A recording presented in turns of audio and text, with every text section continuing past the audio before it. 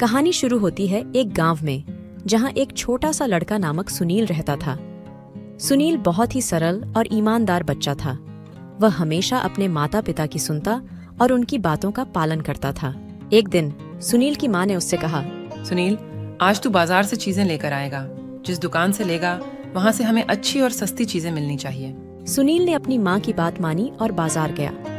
वह एक दुकान में गया और वहाँ से सामान लेने के लिए कुछ चीजें चुनी। लेकिन जब उसने दुकानदार से पूछा कि मुझे इन चीजों के लिए कितना पैसा देना होगा, तो उसके हृदय में एक आवाज आई, ये तो बहुत महंगा है। सुनील ने वहाँ से चलते हुए दूसरी दुकान में जाकर सामान लिया।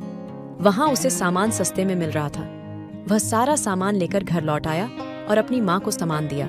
उसकी माँ ने बहुत ही प्रसन्नता से उसे देखा और उसने कहा, बेटा, तूने सही और गलत की पहचान की है। तूने उस दुकान से सामान लिया जहाँ सस्ते में मिल रहा था। तूने सीखा कि हमें हमेशा सही और गलत की पहचान करनी चाहिए। इस कहानी से हमें यह सीख मिलती है कि हमें हमेशा सही और गलत की पहचान करनी चाहिए। हमें ध्यान देना चाहिए कि हमें किसी भी काम को करने से पहले उसके परिणामों को सोचना चाहिए और उसे सही तरीके से करना चाहिए। इससे हमें और हमारे आसपास के लोगों को भी फायदा होगा। यह कहानी बच्चों को सही और गलत की पहचान करने के महत्व को सिखाती है और उन्हें ईमानदार और सच्चे बनने के लिए प्रेरित करती है। इसके साथ ही यह कहानी उन्हें अच्छे नेतृत्व की भी उपयोगिता सिखाती है। आशा है कि यह कहानी बच्चों को नैतिक मूल्यों के प्रति जागरूक करेगी और उन्हें सही और गलत की पहचान में मदद करेगी।